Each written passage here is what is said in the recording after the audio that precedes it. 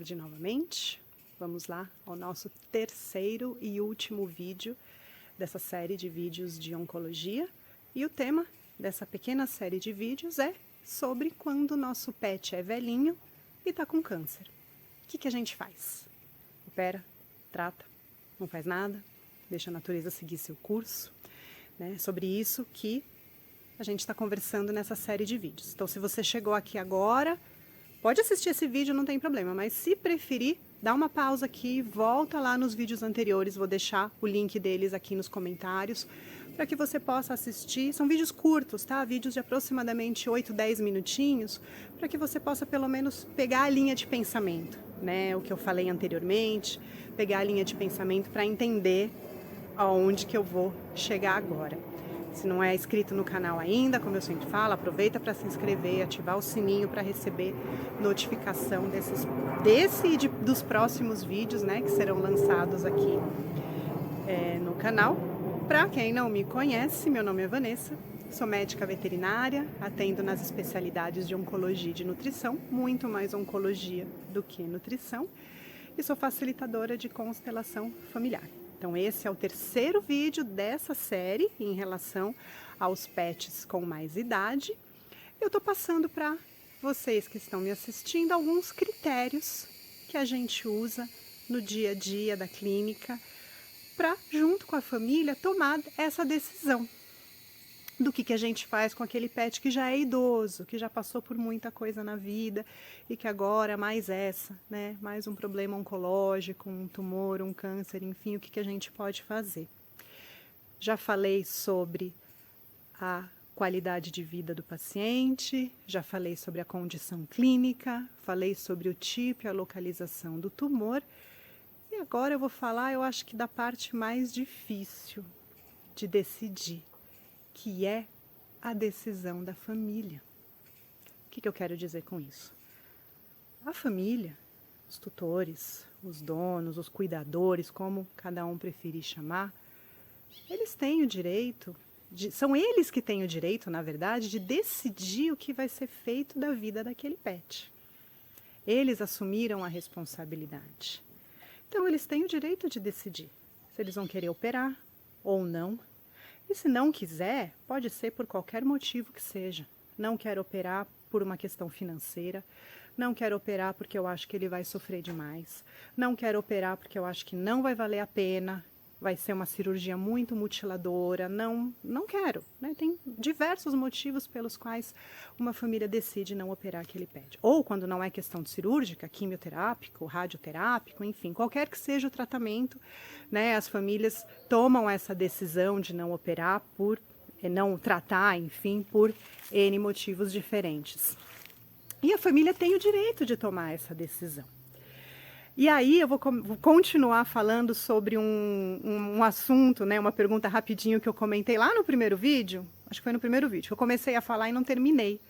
Que eu falei que quando a família me pergunta, que é muito comum a família perguntar, doutor, e se fosse seu cão, se fosse seu gato, o que você faria?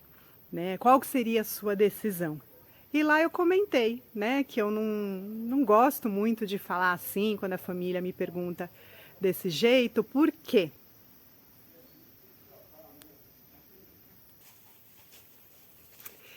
E por que eu não gosto de quando a pessoa me faz essa pergunta? Na verdade, não é que eu não gosto. Qual que é a diferença?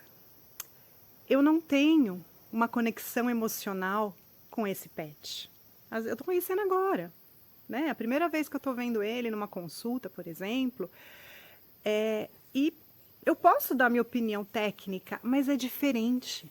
Eu não tenho a conexão emocional que essa família tem com esse pet há 10 anos, 12 anos, 15 anos ou mais às vezes. Eu não tenho a relação sistêmica, falando um pouquinho, só rapidamente da questão, né, que envolve a constelação familiar. Eu não tenho a relação sistêmica com aquele pet. Aquele pet não está inserido no meu sistema. Então é difícil para mim dizer o que eu faria se fosse meu. Porque muitas vezes, tecnicamente, a gente tem um caminho a seguir, mas por N situações, em relação àquele pet em especial, a gente segue um outro caminho. Então é difícil para eu dar essa resposta, justamente porque eu não tenho essa conexão emocional com esse pet, essa conexão afetiva com esse pet.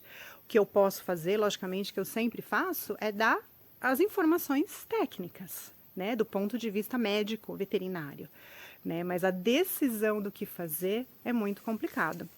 E aí é muito comum as pessoas falarem: ah, doutora, mas eu tenho medo de operar e ele ou ela morrer na cirurgia. É um risco, infelizmente. Ah, eu tenho medo de fazer quimioterapia e ele passar muito mal e aí eu me arrepender de ter feito. É um risco.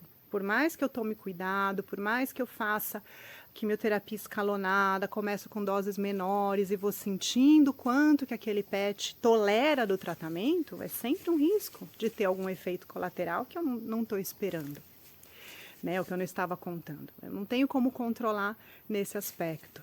Eu costumo falar, nossa vida seria muito mais fácil se a gente pudesse tomar uma decisão, não deu certo, aí a gente volta no tempo e faz diferente. Mas infelizmente isso não é possível.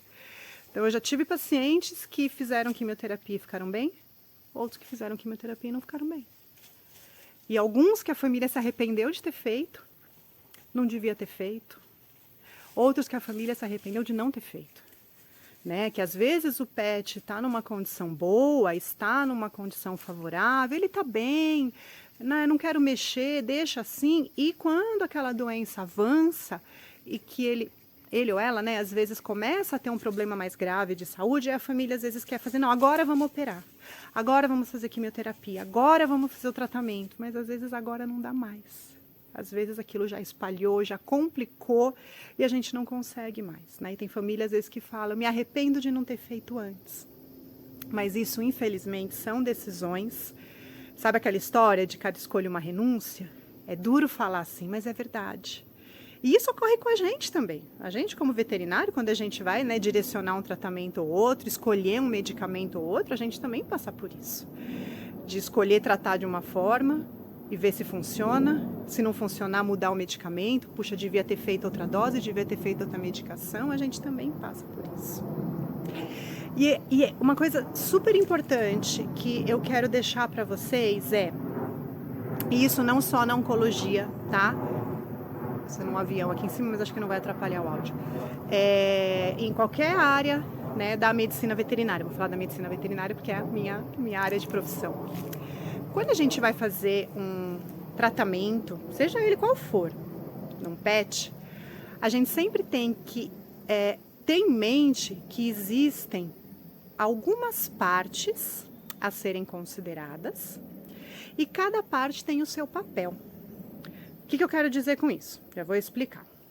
Quando a gente vai fazer um tratamento, então, quais partes que eu estou falando? Então, a primeira parte é a minha parte como médica veterinária, a minha responsabilidade, o meu papel de passar as informações técnicas sobre aquela doença e os possíveis tratamentos existentes, os meus anos de estudo, a minha experiência clínica desde que eu me formei. Então, tenho a minha parte, da minha responsabilidade de passar todas essas informações para a família. Tem a outra parte, que é a parte da família, dos cuidadores, né? De ouvir essas informações, processar essas informações e tomar a decisão. Se eles querem procurar um outro profissional para ter uma segunda, uma terceira, uma quarta opinião. Se eles querem pesquisar mais. Se eles vão seguir por esse caminho ou aquele. Né? Essa é a parte da família que assumiu a responsabilidade sobre aquele pet. Tem uma outra parte que é a parte do pet, que é um organismo vivo, que tem órgãos e sistemas complexos que, por mais que a gente estude, a gente nunca vai conseguir compreender 100% e que a gente não tem controle sobre como aquele pet vai responder a esse ou aquele tratamento. Né? Como eu falo, se você pegar 3 cães com a mesma idade, a mesma raça e a mesma doença e fizer o mesmo tratamento para os 3, pode ser que cada um responda de uma maneira diferente. Um tem efeito colateral, o outro não. Uma doença regride, a outra não. A gente não tem controle sobre isso. E tem uma quarta parte, que aí seria, né, da parte do universo. Aí dentro da crença de cada um, Deus, São Francisco, o universo, a grande mãe, a natureza, né, que é como eu costumo falar, a hora que São Francisco decide que precisa de mais um pet lá no quintal dele, não importa o que a gente faça, ele vai. Né? Então, todas essas partes precisam ser consideradas. A parte do veterinário, tem uma parte que é da família, tem uma parte que é do pet, tem uma parte que é do universo que a gente não tem controle. E todas elas são importantes. Então, muitas vezes, a família, ela joga para cima, ou quer, né, quando o veterinário aceita, jogar para cima do veterinário a decisão e a responsabilidade sobre o tratamento daquele pet. Não pode ser assim, né? Ou, às vezes, a família quer trazer para ela.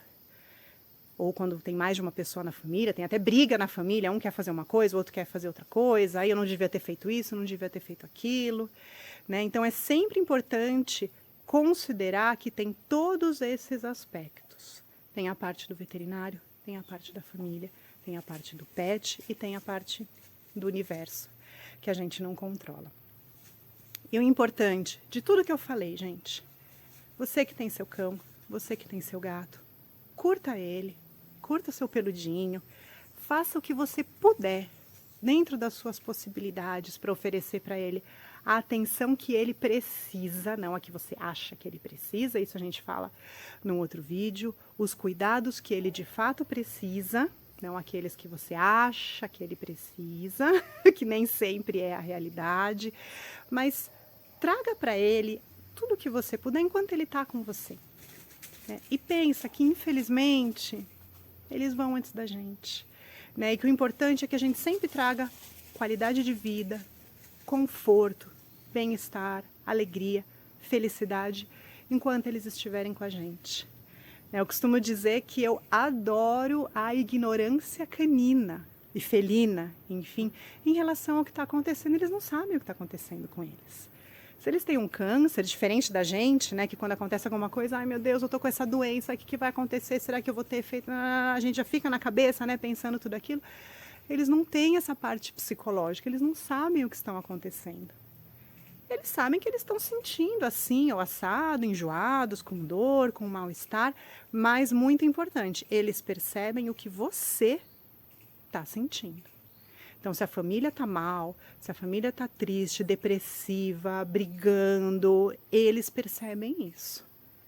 Então, tente trazer essa calma, essa tranquilidade, né? Olhar para ele ou para ela e falar até que você vai fazer tudo o que você puder, dentro das suas possibilidades, para que ele fique bem pelo tempo que for possível. Quando tiver que ir embora, entrega. Entrega de volta para a natureza, para Deus, para a grande mãe, para o universo, como você preferir considerar dentro da sua crença.